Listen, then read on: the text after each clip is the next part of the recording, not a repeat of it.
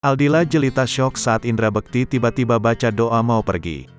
Istri Indra Bekti, Aldila Jelita syok saat mendengar sang suami mendadak baca doa mau pergi, padahal masih terbaring di atas kasur rumah sakit.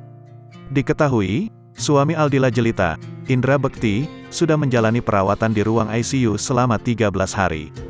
Menilik dari Instagram Aldila Jelita, Indra Bekti nampak masih mengenakan perban di kepalanya.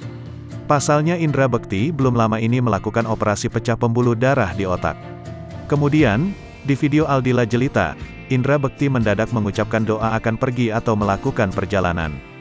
Mendengar ucapan sang suami, Aldila Jelita pun nampak heran. Bimillahi tawakkaltu 'alallah la haula wala quwata illa billahil aliyyil azim, ucap Indra Bekti, dikutip dari akun Instagram pribadi, Aldila Jelita, Senin, tanggal 9 Januari tahun 2023. Aldila Jelita juga langsung menanyakan kepada Indra Bekti hendak pergi kemana. "Kamu mau pergi kemana?" tanya Aldila Jelita.